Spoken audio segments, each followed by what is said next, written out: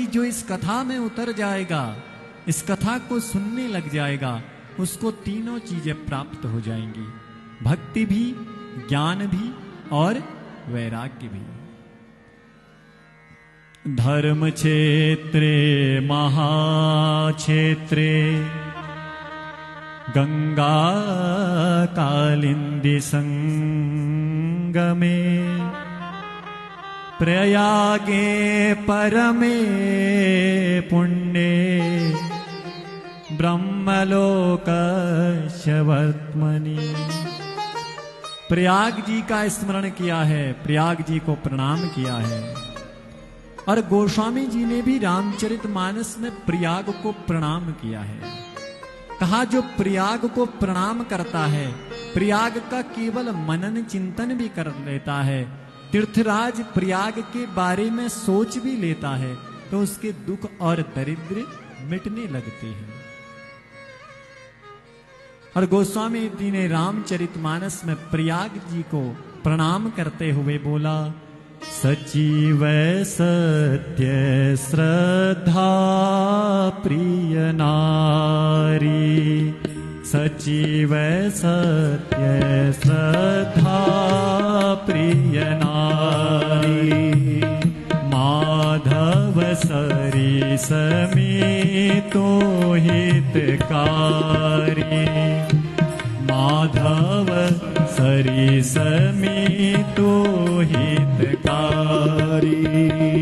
चारि पदारथ भरा भंडारू, चारि पदारथ भरा भंडारू, चारि पदारथ भरा भंडारू, चारि पदारथ भरा भंडारू।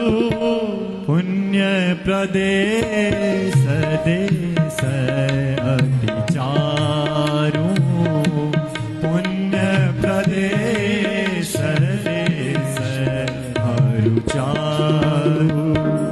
चवर जमुन और गंगा तरंगा, कौन चवर और गंगा तरंगा, देखी होई दुखदारी भंगा, देखी होई दुखदार।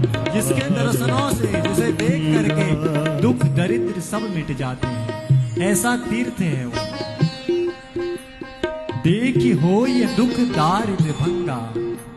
यदि कोई दरिद्र से दरिद्र व्यक्ति भी तीर्थराज का केवल दर्शन कर लेता है, तो उसके जीवन के समस्त दुख दूर हो जाते हैं।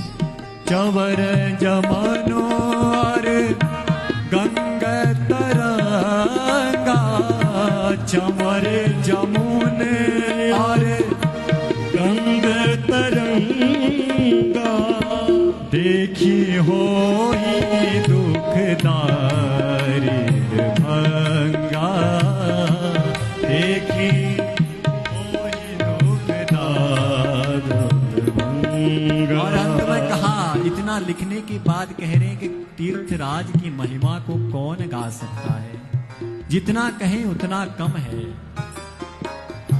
को कही सकाए प्रयाग प्रभाव, को कही सकाए प्रयाग प्रभाव, को कही सकाए प्रयाग प्रभाव, को कही सकाए प्रयाग प्रभाव।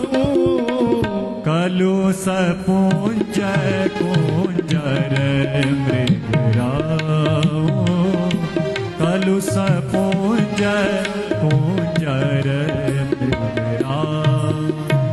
दर्शन मात्र से केवल दुख और दरिद्र सब मिट जाते हैं। इसलिए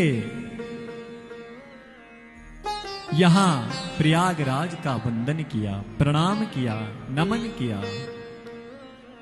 धर्म क्षेत्रे महाक्षेत्रे, जो धर्म का क्षेत्र है, गंगा कालिंदे संगमे, प्रयागे परमे पुण्ये, ब्रह्मलोकस्य वर्त्मनि। ब्रह्मलोक के मार्ग स्वरूप है जो, ऐसे तीर्थ को प्रणाम किया। और ऐसे तीर्थ में फिर विनम्र होकर शौनकादिक ऋषियों ने सूत जी से पूछा है कि आपने इतनी सुंदर कथा का महात्म्य बताया, अरे जिस कथा का इतना सुंदर महात्म्य है, वो कथा कितनी पुण्यों को देने वाली होगी, उस कथा का भी गुणगान करके हमें सुनाइए। रोमहर्षण सर्वज्ञ भवान वे भाग्य गौरवा, पुराण विद्यामखिला व्यासात् प्रत्यर्थमीयवान्। हे रोमहर्षण जी, जैसे समुद्र रत्नों का भंडार है, समुद्र में रत्न भरे रहते हैं, ठीक उसी प्रकार से आप ज्ञान के भंडार स्वरूप हैं। आप में ज्ञान भरा हुआ है, आप करोड़ों सूर्य के समान ज्ञान वाले हैं, और हमारे भीतर अज्ञान भरा हुआ है। इस अज्ञान को आप अपने ज्ञान से मिटा दीजिए। अरे आप तो करोड़ों सूर्य के समान ज्ञानवान हैं, और हमारे भीतर अज्ञान का अंधकार छाया हुआ है। इसलिए हमारे इस अज्ञान तिमिर को ध्वस्त कर दीजिए। अपने ज्ञान रूपी प्रकाश की एक किरण हमारे हृदय पटल पर डाल दीजिए, और उससे हमें भी भगवान महादेव की कृपा की अनुभूति कराइए।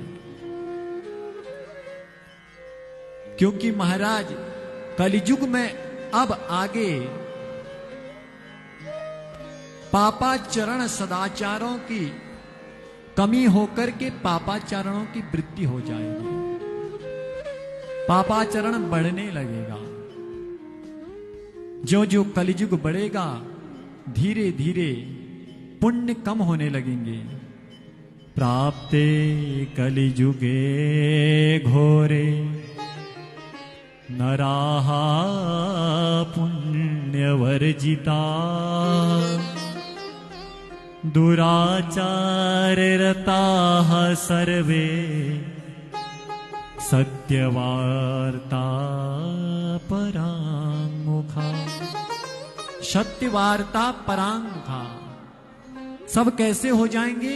बोले सत्य से दूर हो जाएंगे, पराङ्मुख हो जाएंगे और असत्य आचरण करने लगेंगे, असत्य की ओर जाने लगेंगे।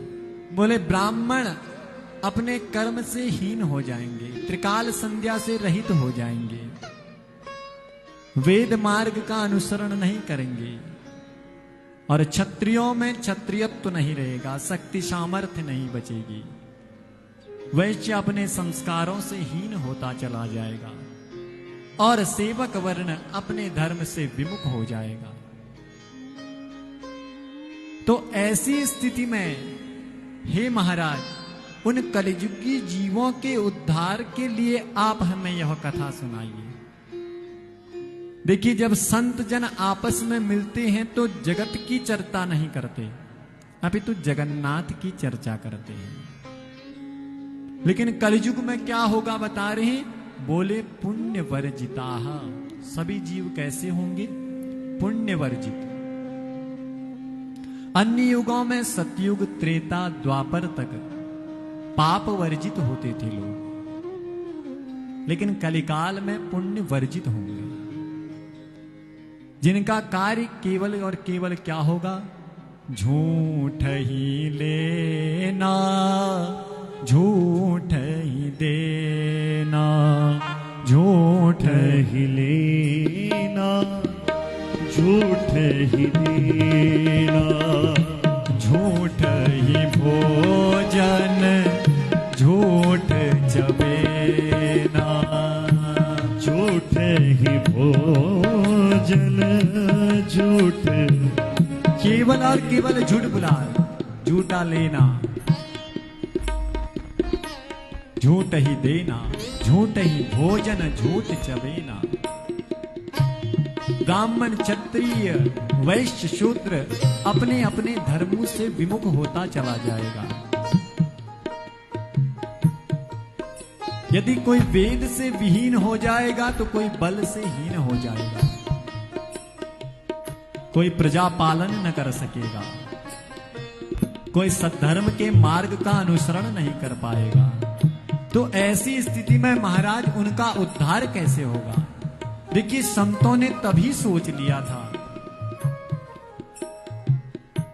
वो हम लोगों के बारे में सोच रहे थे। इसीलिए संत अपने लिए नहीं अपितु संसार के लिए जीते हैं। पर उपकार के लिए वह शरीर धारण करके भी आते हैं और परोपकार करते भी हैं। तो इस प्रकार से जब सब संस्कारों से हीन हो जाएंगे सभी वर्ण, तो तब क्या होगा महाराज? कशी उनर उद्धार होल, कशी उनर मन निर्मल होल। कि बिना निर्मल मन है भगवानु प्राप्ति कसी हजन जीव को। भगवानु कहो कि यदि तुम मिहु मिलू छा तो क्यों होने चाहिए? निर्मल मन जन सो मोहि पावा, निर्मल मन जन सो मोहि पावा, निर्मल मन जन सो मोहि पावा, निर्मल मन जन सो मोहि पावा। और भगवान को क्या क्या पसंद नहीं है सुनिए। मोहि कपट छल छिद्र न भावा, मोहि कपट छल छिद्र न भावा। भगवान कहते हैं कि मुझे छल कपट ये सब चीजें पसंद नहीं है।